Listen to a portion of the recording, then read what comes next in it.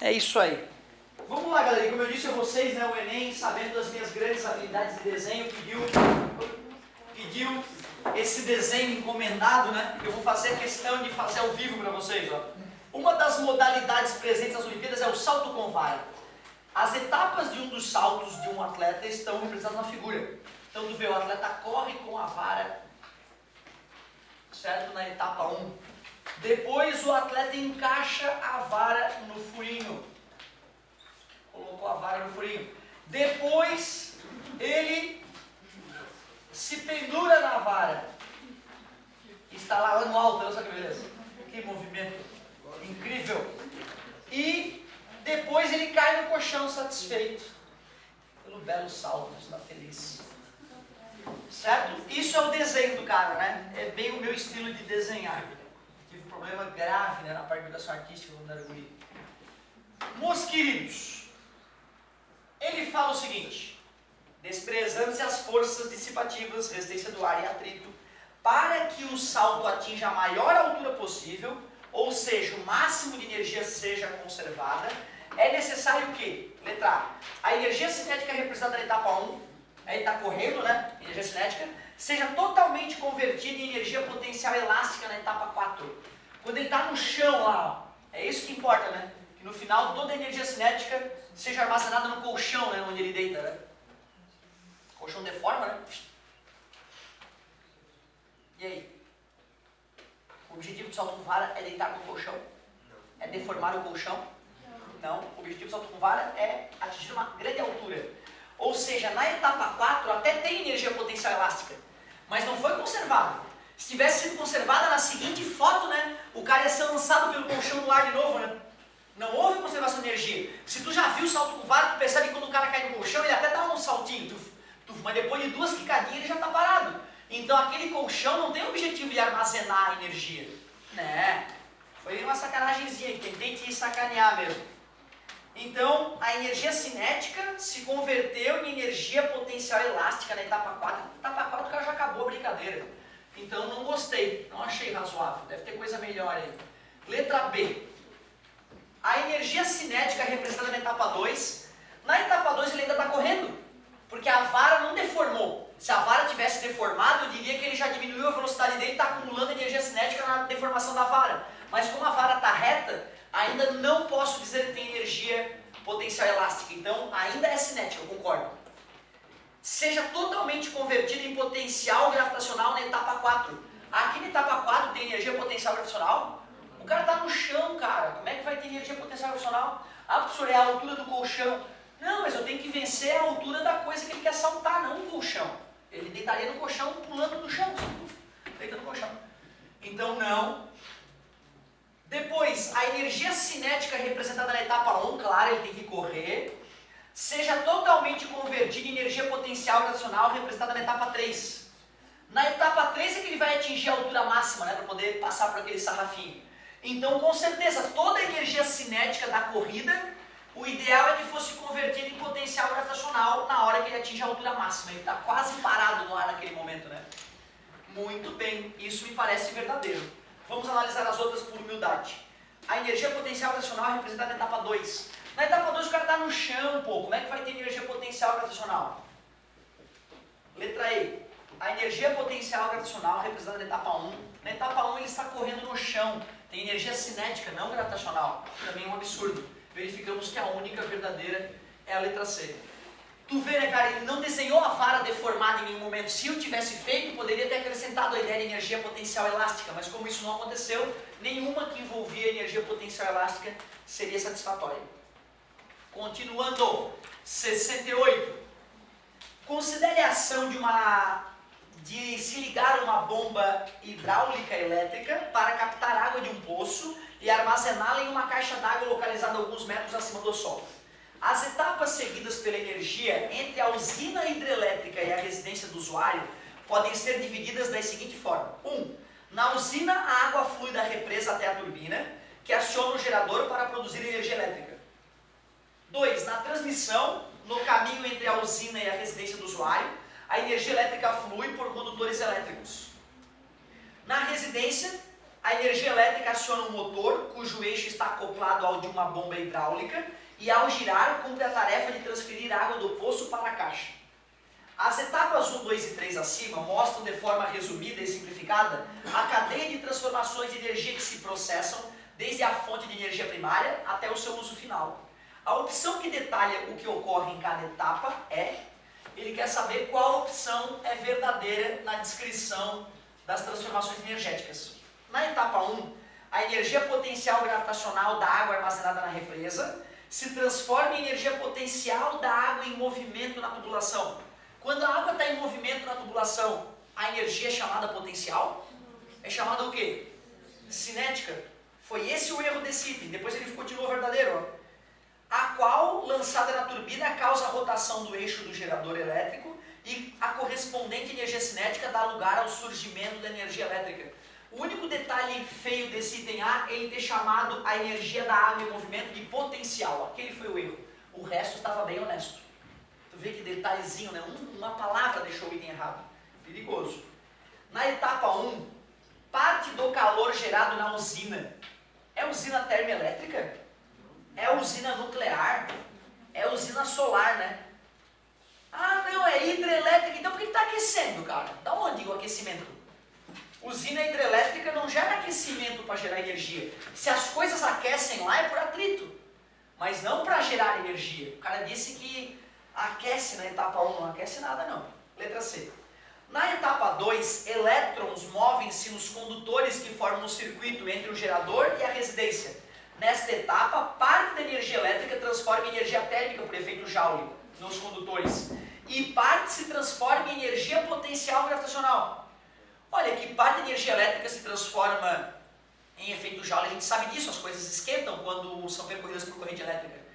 Agora, será que o fato de o elétron ir lá para o alto no fio de alta tensão, será que é essa energia gravitacional que ele fala?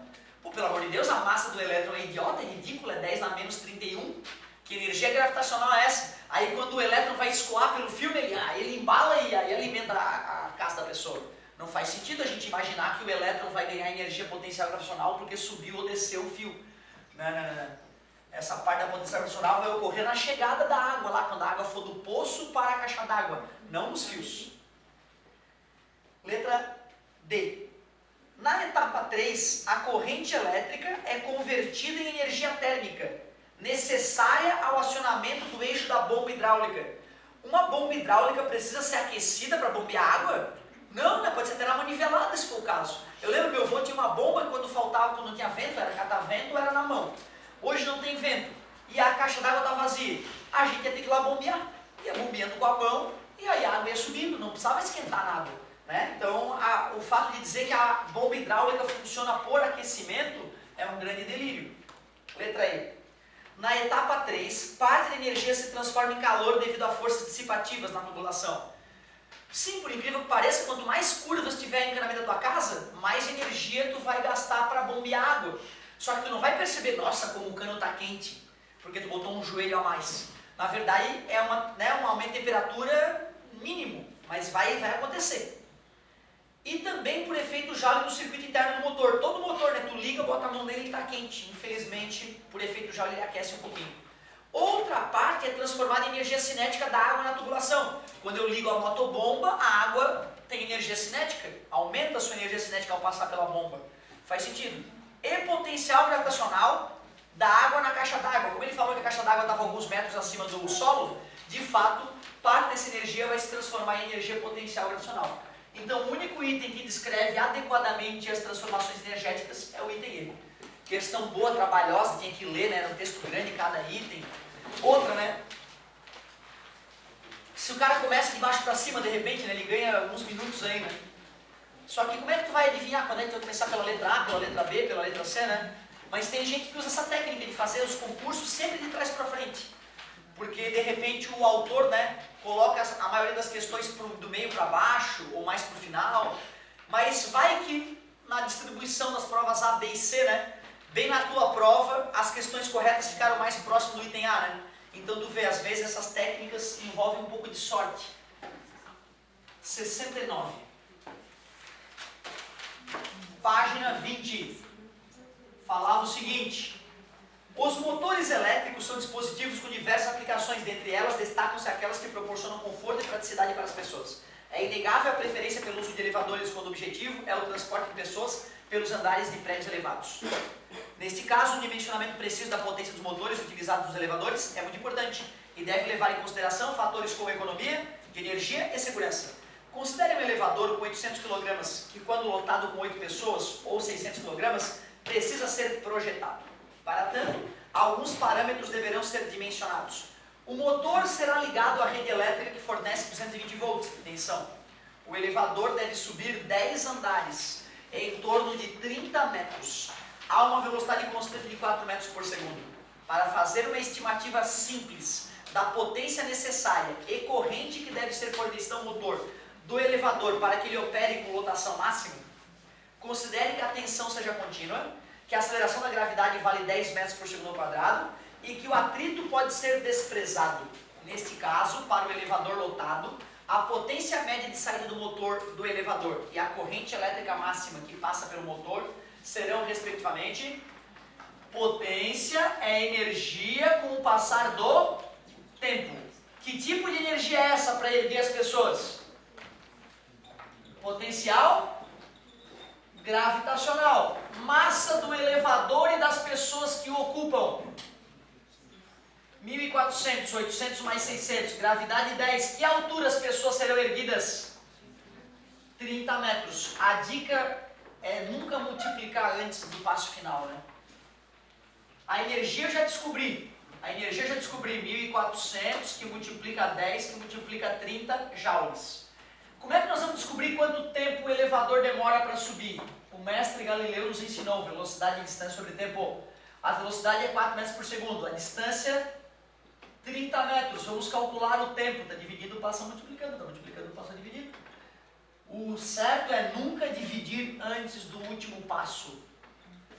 Botei o tempo, divisão de fração é a primeira vezes o inverso da segunda.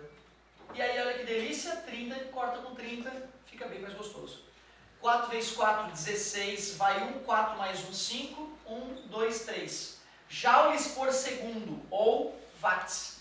A potência do motor tem que ser 56.000 watts. 56 quilowatts. Haja motor, hein? Haja motor. Haja dinheiro para pagar a conta de luz desse elevador subindo e descendo o dia todo, né? Daí vale a pena tu pagar alguém para fazer um sisteminha que chame o elevador que está mais próximo, né? Isso vai economizar alguns milhares de reais por mês, que a gente não percebe porque está rateado no preço do condomínio, né? Às vezes não percebe o valor absurdo que a gente gasta com a energia elétrica que alimenta os motores dos elevadores. Só com isso daria para matar a questão. Mas potência é V vezes I, U vezes I a gente tem usado, né?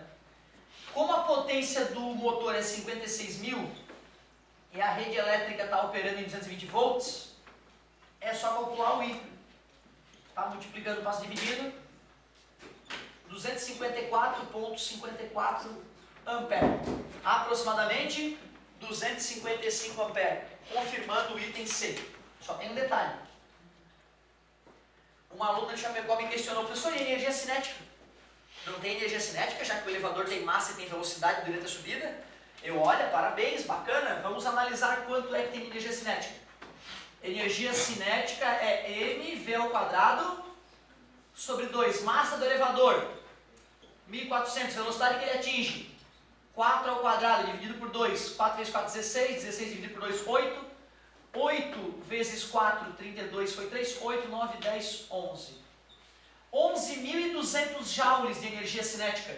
Porém, 3 vezes 4, 12 vai 1, 3 mais 1, 4, 420.000 joules. Isso aqui não é nem 10%. Aliás, né, 10% seria 42.000, né? Divide por 4, meu Deus, é um pouco mais que 2,5%. Será que se tiver uma potência que é só 2,5% a mais que essa, eu errei? Tem alguma potência próxima daquela?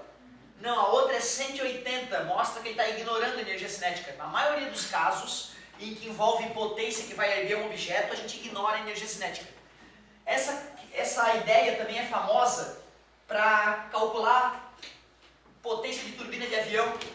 Já vi essa questão no vestibular. Um avião tem tantas toneladas e depois de tantos minutos atinge tal altura. Qual é a potência média das turbinas? Era só calcular a energia potencial adicional, dividir pelo tempo.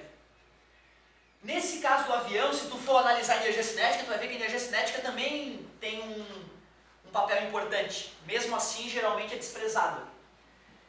E a questão mais bonita ainda, eu acho, é a da hidrelétrica, né? Que ele pede para tu calcular a potência da hidrelétrica. Ele só te dá o fluxo de água no rio e a altura da queda da cachoeira. Realmente, a única coisa que eu preciso, se eu sei a altura da queda da cachoeira e sei quanta massa cai naquela cachoeira por segundo, eu consigo descobrir qual é a potência que a hidrelétrica vai ter, né?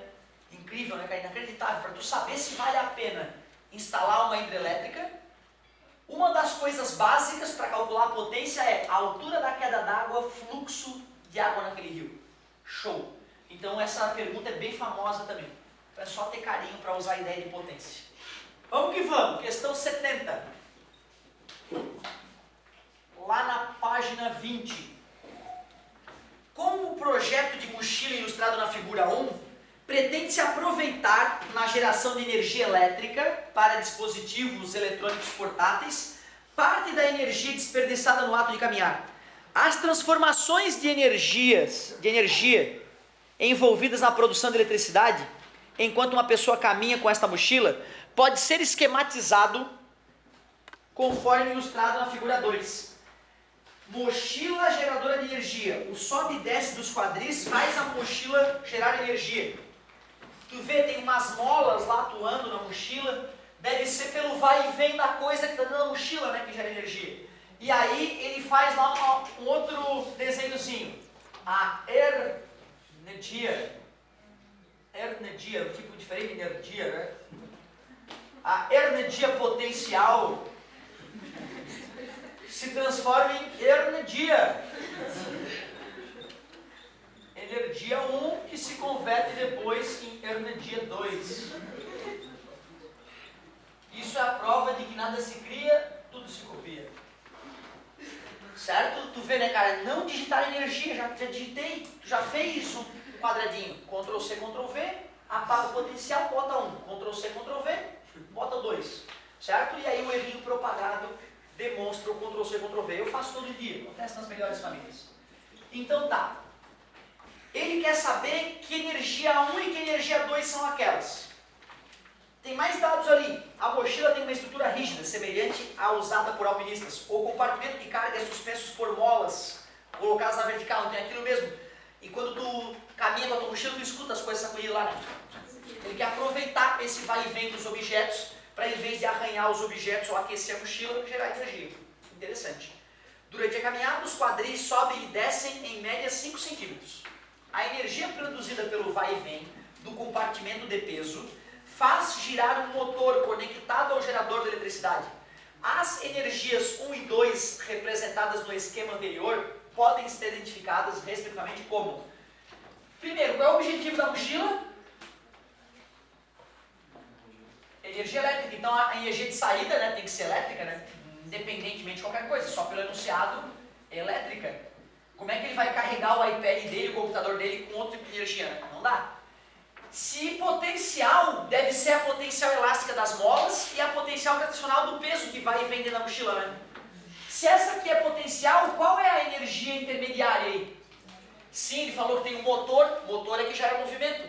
Então só pode estar falando de energia cinética, mesmo sem a análise dos itens deu para matar.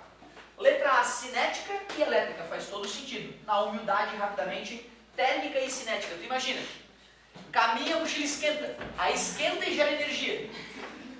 Detalhe, energia cinética, depois tu vai ter que acoplar na saída do eixo, né, que tem um eixozinho que fica girando lá atrás da mochila. Aí tu conecta um gerador ali, conecta o teu iPad nesse gerador e pronto, olha que prático. Energia térmica se converte em elétrica. Isso existe, tá, gente? A Curiosity, aquela sondinha que está em, né, controle remoto lá em Marte, caminhando pela superfície marciana nesse momento, se não consigo me conformar, é difícil digerir isso, acreditar nisso, né? Mas tem um robozinho lá em Marte agora analisando, né, a superfície marciana. Eu achava que a Curiosity era por placas solares, o sol batia, carregava as baterias e ela tocava a vida dela para frente, mas não. É gerador termonuclear. Tu vê, né, cara, tem material radioativo lá dentro da Curiosity, aquele material radioativo aquece o ambientezinho onde ele está, e tem termopares lá dentro. Termopares são dois metaizinhos soldados, formando uma mini pilha. São milhares de termopares aquecidos pela fonte nuclear.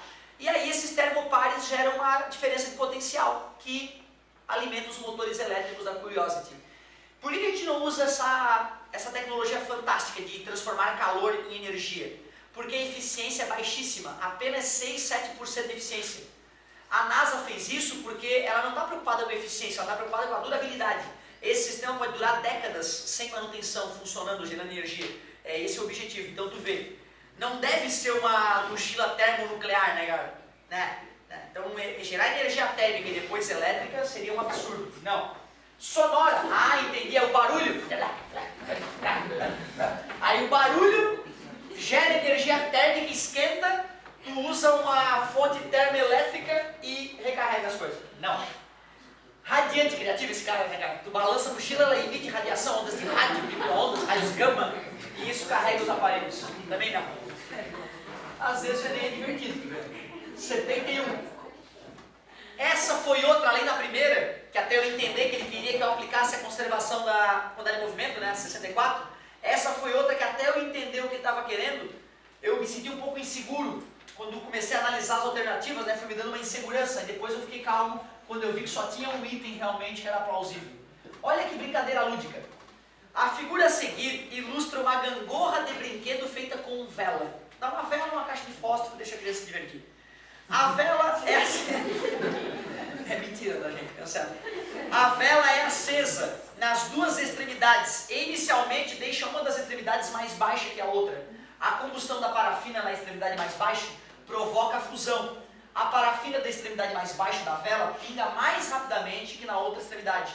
Ao pingar, o pingar da parafina fundida resulta na diminuição da massa da vela na extremidade mais baixa, o que ocasiona a inversão das posições. Assim, enquanto a vela queima, oscila as duas extremidades. Então, tu, né, expôs o filamentozinho ali da vela, acendeu os dois lados, aí a chama da vela, por convecção, tende a ir para cima, né? O ar quente sobe. Então a chama da vela vai lamber com mais eficiência esse cantinho do que aquela outra parte. Essa parte derrete mais, fica mais leve, e daqui a pouco a vela muda de posição. Beleza. Incrível o desenho. Obrigado, gente. Ó, depois ele começa a falar o seguinte: neste brinquedo observa-se a seguinte sequência de transformações de energia. Letra A. Energia resultante do processo químico se transforma em energia potencial gravitacional, que se transforma em energia cinética. Eu acho razoável, né? A queima derrete a parafina, que faz com que a energia potencial gravitacional se converta em cinética, que logo depois se converte em gravitacional de novo, né? Eu gostaria que ele tivesse terminado com gravitacional de novo, porque a vela parou depois que oscilou, né? Então ficou legal, não ficou completo, mas ficou razoável. Mas vamos ver os outros, de repente é algo melhor ali. A energia potencial gravitacional se transforma em energia elástica. Ah, tu vê, a gravidade derrete a vela e deforma a vela. Aí a vela depois volta a uma posição dela e salta. Não, hoje eu tô criativo, tu vê, né? Não dá. Por mais que eu tente ser criativo, não funcionou. Não funcionou. A vela não está deformando por forças, a vela está deformando por temperatura, é outra história. A energia cinética se transforma em energia resultante do processo químico. Sim, a chama da, né, a vela de partículas. Não dá. Impossível. Energia mecânica. O que é energia mecânica? Cinética, potencial gravitacional e potencial elástica. Da onde que essa energia está se transformando em luz? Não, é energia química que é convertida parcialmente em energia luminosa. Também não rolou. Energia resultante do processo químico se converte em energia luminosa, que se converte em energia cinética. Não é o brilho da vela que mexe, né, a vela. O brilho é secundário. Então, apesar de não estar com o circuito completo, a letra A, que é químico, cinético, gravitacional, certo? Termina com gravitacional, né? Poderia ser químico, gravitacional, cinético e terminaria com gravitacional. Apesar de estar incompleto, eu diria que é o único aceitável. Então tu vê, até eu chegar no item E e ver que, né, que eu fui ficando nervoso, pô, não tem nenhum item redondo. Eu fui, meu Deus, será que vai ter alguma coisa que vai me deixar bem em cima do muro ali? Mas não, essa também foi bem fácil de definir qual era a correta. 72. Observe a situação descrita na tirinha. Você quer matá-lo ou acertar a maçã? E o arqueiro está mirando, né, a pessoa com a maçã na cabeça. Você deve mirar mais para cima para compensar a gravidade. E o arqueiro bota para cima, assim? Ufa, ainda bem que Lisa chegou, diz a pessoa que teve a maçã acertada sobre a cabeça. Assim que o menino lança a flecha, a transformação de um tipo de energia em outra. A transformação, neste caso, é de energia. Letra E. Gravitacional em cinética. Eu aceito que transforma energia gravitacional em cinética, mas só do meio da trajetória da flecha para o final. Porque tu vê que a pessoa lançou a flecha para cima, né? Quando a flecha está aqui em cima, parte da energia gravitacional dela vai se transformar em cinética, né? Até atingir a maçã, concorda comigo? Mas ele perguntou a transformação de energia no meio do processo? Não, né? Foi quando o guri liberou a flecha. Então, por isso que eu não aceito. Letra D. Cinética em potencial elástica. Né? Quando o cara vai armar o arco e flecha, a pessoa joga a flecha, e aí a pessoa pega a flecha com o arco e flecha. Aí a cinética armazena no arco, né? Não é assim que ele carrega o arco e flecha. Não, né, cara? O arco e flecha não é carregado a partir de energia cinética, é a partir de energia química muscular. Então não rolou. Letra C. Potencial elástica em energia cinética. Sim, na hora que ele lança a flecha, a energia potencial elástica acumulada na deformação do arco e flecha vai para a flecha, que só posteriormente sobe. Na hora que ele libera a flecha, essa é a transformação que ocorre. Na humildade, vamos ver os outros itens. Gravitacional em energia potencial, mas gravitacional é potencial. Só se ele jogar a flecha de cima e usar a queda da flecha para armar o arco e flecha, né? Que seria um absurdo total e completo. Potencial elástico e gravitacional. Eu acho que essa letra A pode ser perigosa, porque o aluno lendo a tirinha vê que a Lisa manda ele apontar para cima. Aí dá ao entender que, a energia elástica vai se converter em gravitacional, mas apenas parcialmente. E só lá no meio do percurso. Quando o guri solta a flecha, é cinética que foi convertida a partir da potencial elástica. Ô, cavalo. Potencial elástica em cinética. Só o item C. O item A era um pouquinho perigoso, mas se o aluno para pensar com carinho, ele descarta. 73. Só para ver se nós estamos bem. 1, 2, 3, 4, 5, 6, 7, preciso de 8 pelo menos.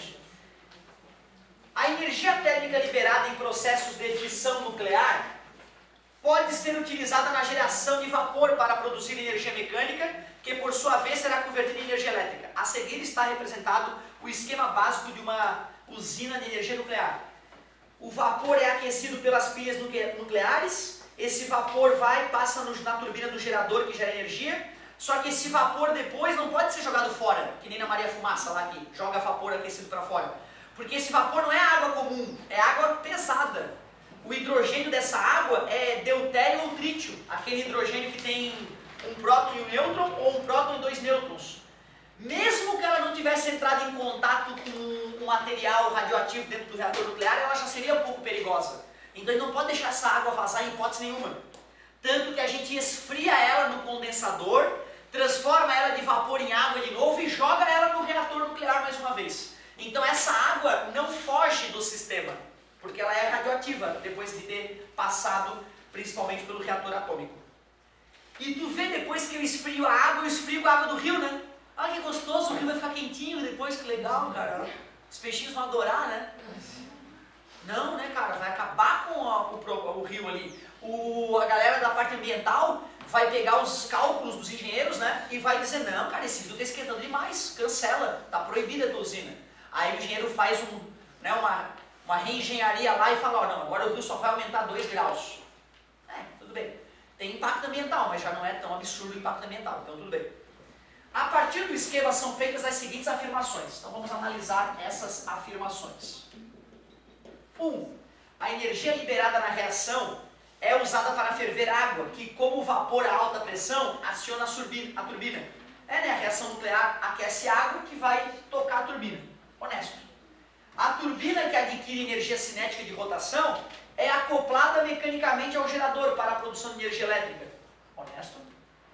Toda geração de energia elétrica que não seja por placas solares que transformam energia luminosa em DDP, placas fotovoltaicas que carregam baterias a partir da luz solar, toda outra energia gerada é ímã rodopiando em volta de solenoides. Lei de Faraday, toda.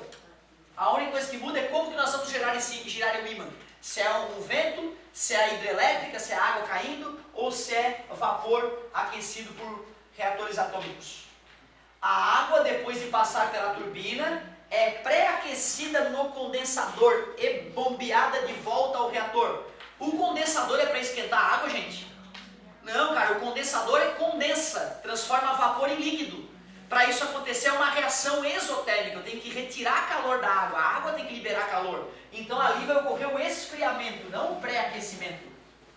Nada a ver, então a falha é no item 3, os outros estão honestos. 1 e 2. Letra D. Para fechar os 5 minutos por questão, aproximadamente, só me perdoa ter sido 5 minutos por questão porque eu estou explicando. Quando tu for treinar, tu tem que ter um cronômetro nessa reta final no teu quarto. Tu tem que cronometrar quanto tempo está demorando as questões. Tu pode até demorar 10 minutos numa, mas em média tem que procurar os 3 minutos, certo? A gente tem que buscar isso. Eu sei que parece meio doentio, mas dependendo do vestibular nós temos que mapear esse tempo de solução sim. Christian Huygens, em 1656, criou o relógio de pêndulo. Que raiva, né, cara? Raiva já. Nesse dispositivo, a pontualidade baseia-se na regularidade das pequenas oscilações do pêndulo. Para manter a precisão desse relógio, diversos problemas foram contornados. Por exemplo, a haste passou por ajustes até que no início do século XX, meu Deus, quase 300 anos depois da invenção, houve uma inovação que foi sua fabricação usando uma liga metálica que se comporta regularmente em um largo intervalo de temperaturas. Desprezando a presença das forças dissipativas e considerando a ação da gravidade constante, para que esse tipo de relógio realize corretamente a contagem do tempo, é necessário o quê? Aos trancos e barrancos deduzimos, a fórmula do período do pêndulo simples, certo? Era 2π que multiplica a raiz de L sobre G. Do que depende o período de oscilação? Apenas do tamanho do pêndulo e da gravidade local. Então vamos ver. Letra A. O comprimento da haste seja mantido constante. Se ele falou que a gravidade é constante, se esse L for constante, o período de oscilação é constante e o relógio marca o tempo adequadamente. Concordo. Aí justifica também ele ter usado uma liga metálica, Que característica essa liga metálica deve ter? Baixo coeficiente de dilatação. Assim, do inverno para o verão ela não aumenta nem diminui grandemente, o relógio não atrasa, nem adianta. A massa do corpo suspenso pela haste seja pequena. Não tem massa na forma do período, então a massa não importa, pode pendurar um elefante ou uma pulga, vai dar no mesmo. Por isso que tu nunca vai ver um relógio de pêndulo com super pêndulo, geralmente o pêndulo é diminuto. Material da haste possui alta condutividade térmica. Ele conduzir bem o calor não vai te ajudar. E também não conduzir o calor também não ajuda, o que interessa é que ele não varie de tamanho, então o que importa é a baixa coeficiente de dilatação térmica, não alta condutibilidade ou baixa condutibilidade térmica. Amplitude de oscilação seja constante em qualquer temperatura. Por incrível que pareça, o pêndulo simples mantém o seu período até 10 graus de oscilação. Não importa se é meio grau ou 10 graus. O que tu não pode avacalhar é pegar o pêndulo e deixar ele ir lá para cima e para baixo. Aí vai atrás, O período aumenta e o relógio atrasa. Mas se tu pegar um cuco lá da avó, primeiro tu não vai conseguir botar o pêndulo muito para cima. O projetista do relógio já sabia disso, ele colocou batentes ali para que o pêndulo não possa ir muito além de um limite. Letra E. A energia potencial gravitacional do corpo suspenso se mantém constante. Tu aceita que ao pendular a altura muda? Então aqui nesse ponto mais baixo a energia potencial é mínima e a cinética é máxima.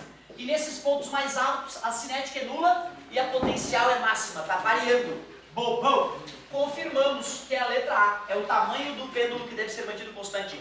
Obrigado pela paciência, pela atenção, galerinha.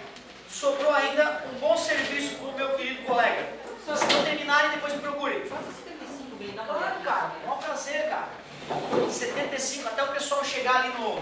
o estudo orientado. Ixi, isso vai demorar. Vamos fazer uma aqui. Maior prazer. Ó, o abuso. Não, vou fazer assim. Não, piadinha boba. Vamos fazer aqui rapidinho, porque a curiosidade realmente é desagradável às vezes.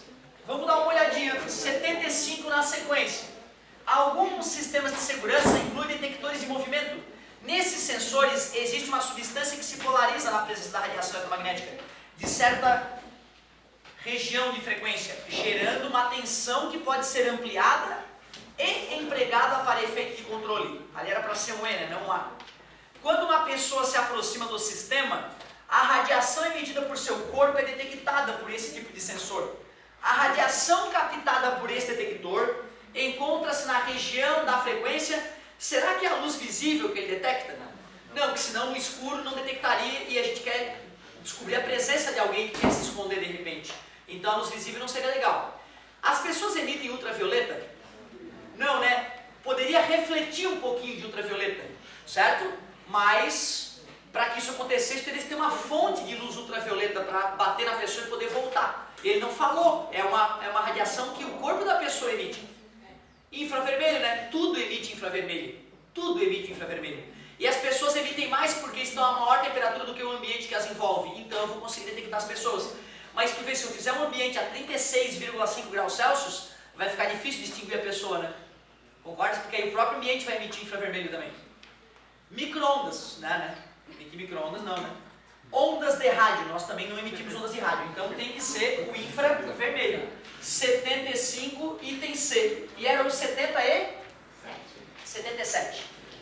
Para finalizar então, quando adolescentes, as novas tardes após as aulas consistiam em tocar as mãos, consistiam em tomar as mãos o violão e o dicionário de acordes de Almir Shegir, e desafiar o nosso amigo Hamilton a descobrir, apenas ouvindo o acorde, quais notas eram escolhidas. Tu imagina que cretino.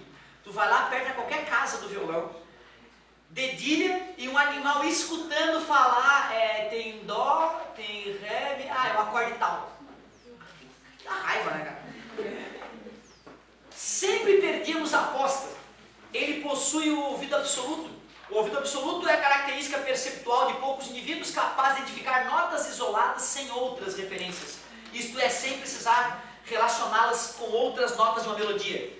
O músico bom está com o violão na mão, mesmo que ele não enxergue o outro músico. Se o músico faz um acorde, ele pega o violão dele, faz um acorde para comparar, e comparando ele, já descobri qual é o acorde que ele fez. O músico bom faz isso, todos fazem, músicos bons. Agora o músico que tem ouvido absoluto, ele não precisa do instrumento, porra. Ele escuta o som e pá, acorde tal. Aí é uma doença. No contexto apresentado, a propriedade física das ondas que permite esta distinção entre as notas é a nota musical é a frequência, que a gente chama na física de altura. Então cuidado com isso. São as frequências que permitem a distinção. Só vamos analisar as outras. Intensidade. Se fosse intensidade, se eu dedilhar devagarzinho ou dedilhar forte, eu ia atrapalhar o Hamilton. E aí eu ia conseguir driblar ele, avacalhava com ele, tocando mais forte ou mais fraco. Não é a intensidade. Um acorde tocado com pouca força ou com muita força vai gerar a mesma sensação, só que uma mais intensa, outra menos intensa, mas a mesma sensação final. Então a intensidade não. Forma da onda. Forma da onda te permite distinguir um violino de um piano, emitindo a mesma nota lá, certo? Enquanto o piano vai fazer o ar vibrar mais limpo, o violino vai fazer o ar vibrar tremelicantemente, e aí dá aquele choro característico, timbre. Isso é o que permite distinguir a fonte, não a nota musical. Amplitude. A amplitude da onda tem a ver com a intensidade. Se a amplitude fosse correta, a letra B também seria correta. Então, quando o ar sacode mais amplamente, o som é mais intenso. Quando o ar sacode menos amplamente, o som é menos intenso, mais fraquinho. A velocidade não, porque a velocidade do som no ar é 340 metros por segundo. Então, notas musicais é a altura do som, e a altura é frequência, não é intensidade. Cuidado com isso. Raiva do seu Hamilton. Muito bem, imagina, mal e consigo afinar com o instrumento, comparar, né? Imagina sem instrumento, né? Meu Deus. No ouvido absoluto tinha feito comentário já, né? Na acústica, óbvio, a gente fez a acústica. Como é na saída do motor? Eu não poderia dizer que a energia potencial se nós reserva, não teria saída. Ah, não, entendi o que quer dizer. Quando ele fala saída do motor, é no eixo do motor. Ou seja, eu na verdade vou jogar uma potência elétrica maior, como ele vai perder um pouco, no final eu só vou aproveitar uma certa potência. Então no carro, por exemplo, está lá no manual, 100 e poucos cavalos. Mas se tu ler o manual todo, tu vai ver que no eixo da roda não chega aqueles 100 e poucos cavalos, porque tem os atritos e tudo mais. Então quer dizer, na saída é na hora de aproveitar mesmo. Não na saída do elevador, isso no eixo do motor, na saída do motor. Se fosse na saída, isso teria de energia. Isso, exatamente. Então assim, se nós formos pensar, certo? Na hora que ele está erguendo, ali naquele momento, eu só estou usando energia cinética. Só que eu vou precisar que o motor tenha uma potência maior, porque além da energia cinética para o movimento, eu vou começar a acumular energia potencial adicional na subida, né? E aí, no caso, tu não precisa de energia cinética direta. Não